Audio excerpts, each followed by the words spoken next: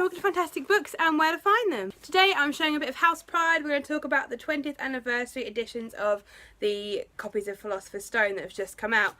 Obviously, as you may be able to tell, I'm a Ravenclaw. So they'll be the copies we're primarily going from. I'm going to go through what you get in them, what's extra, and just look at them. I mean, I brought both. I originally was just going to like pick one, and I picked the hardback because it's the right colours, which is like my favourite thing ever.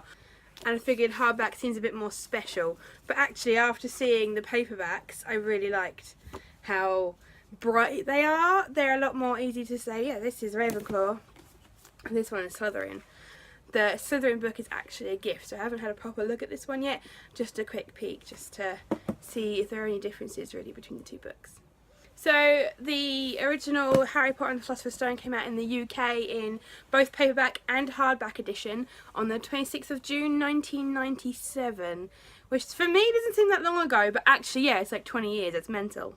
So I quite like the idea that maybe that's why there are a hardback and paperback editions of these, because the original books came out like that. These new editions launched on June 1st. Some people did get them a little bit early at MCM Comic Con. I didn't have time to wait in the line, so I got mine on June 1st, but I'm totally fine with that because it was worth the wait. One of the big noticeable differences obviously is the covers, and we have new cover art. This is the Ravenclaw cover art, and it's an eagle. It's actually an eagle, it's not a raven, and I'm so happy about that. Not that I don't like the raven, I mean the raven's sort of like, a lot of people now associate that with Ravenclaw, but it's an eagle, guys, come on.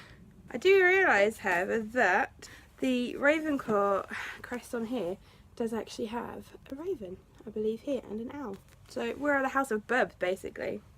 And maybe a fox? I clearly have never looked at this in great detail. But yeah, we have some lovely illustrations on there. And we have the Grey Lady, I believe, on the back. And with the Slytherin edition, Snake. And the Bloody Baron there on the back. And we also have in the Ravenclaw book, actual book there. And for Slytherin we have a crown. We all know books are better, let's be honest.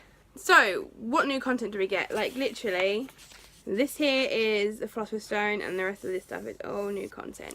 It looks like there's loads, it's not quite as much as it looks, but there is a nice chunk there. And a lot of it, to be fair, is stuff we already knew, but it's just nice to have it all in, like, a little book. We also have some nice illustrations from Ivy Penfold. Example there of our house founder, Rowena Ravenclaw, who I have trouble saying the name of. So we have a house introduction, which obviously talks about the origins of our house and the things that our house values. And I think it's so awesome as Harry Potter fans. I don't think there's probably a Harry Potter fan out there who doesn't know what house they're in. Whether they've done the Pottermore sorting quiz or another quiz online, or they just know that they're like a Ravenclaw or a Slytherin, which some people do, and that's awesome. I always knew I was a Ravenclaw, did my Pottermore test like 3 times, and I was a Ravenclaw, which is awesome. Although I do think as you get older your house affinity changes, which makes sense. I mean, when you're sorted, you're only going to be in that house technically at the school from when you were like 11, or is that a Pokemon trainer? To the end of your school year, so it's only like for 5 years. But then after that you'll always be like, yeah, I'm a Ravenclaw. Whereas now I think I am more of a Hufflepuff, to be honest. As I've gotten older, I still like to read, which is a very Ravenclaw thing, but I can imagine Hufflepuffs do as well. And I like cookies quite a bit. And even the films are getting on a bit now. Yeah, we've had Fantastic Beasts, but that's a completely whole kettle of fish. So the fact that House Pride's still a thing, I think, is amazing. In fact, I think it's actually getting better because we can now get Ravenclaw merchandise, which is awesome. Because I tend to find that Gryffindor and Slytherin tend to get a lot, and now Fantastic Beasts has come out. I've had Hufflepuff stuff. I have my robe, we have t-shirts, we have headbands. The robes are gorgeous, but they're so hot. I want an excuse to wear it, but that's better.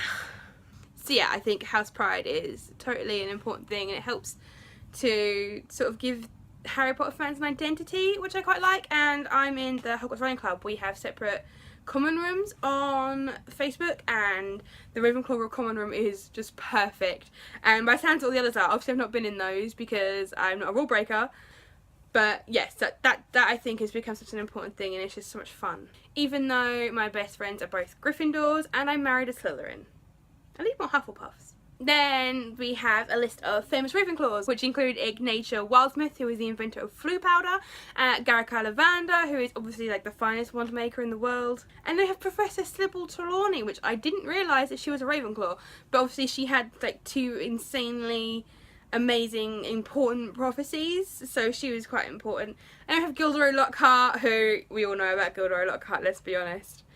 He's probably a good example of a Ravenclaw gone bad, I guess, which I think is great that you do have different members of each house who don't quite fit into the stereotypical mould, and I think he's definitely one of them. He's clever, for sure, but I think he's also cunning, which is a very Slytherin trait, which is, yeah. And I like that houses like that sort of really get on well together sometimes. I didn't realise that Rowena Ravenclaw was actually like best friends with Helga Hufflepuff, which I just imagine them snuggled up together eating cookies and reading books, so that's kind of amazing and I love it. And I think I ship that a little bit now. And as promised, we have a map of Hogwarts. I need like an actual like poster version of this now. It's gorgeous. I do like the whole Marauders map thing, which is obviously a map of Hogwarts technically, but this is like proper book map, which I love. I've had a proper look at this really yet, but it looks pretty awesome and quite how I imagined, which I really like.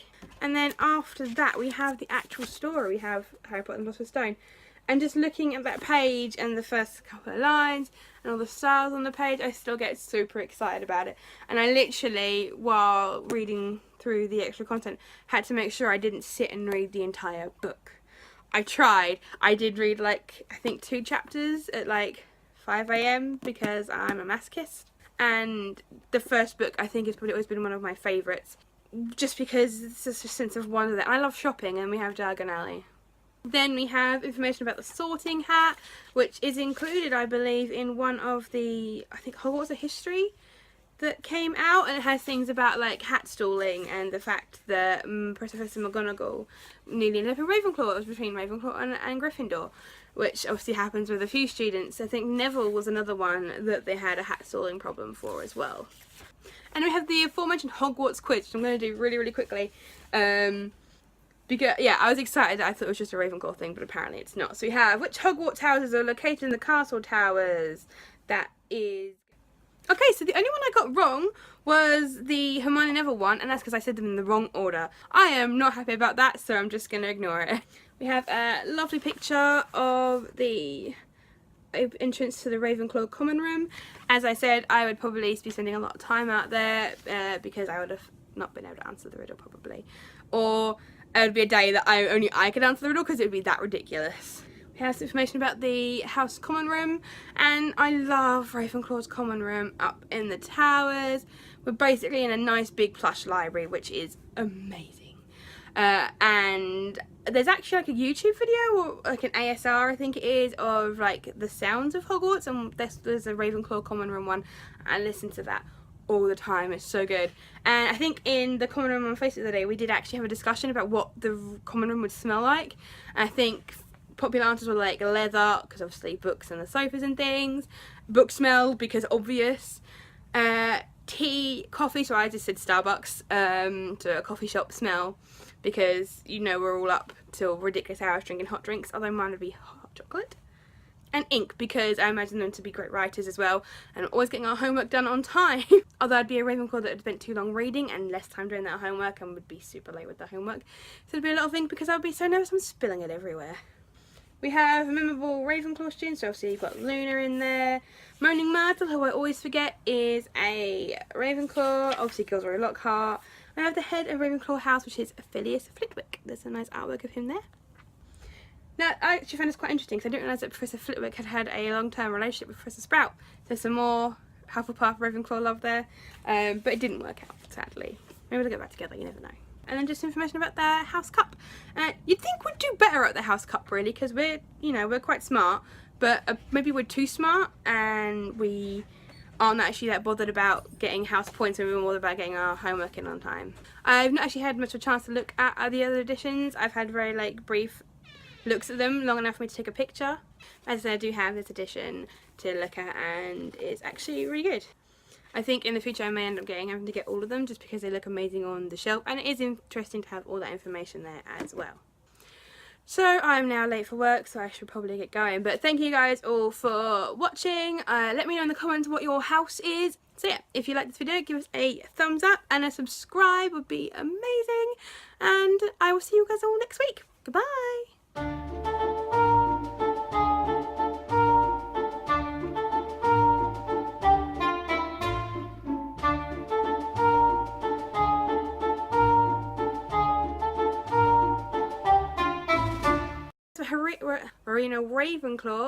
Rowena Ravenclaw. God damn it. Why couldn't it be Helena? Helena Hufflepuff is... No, Helga. Oh God, no. Rowena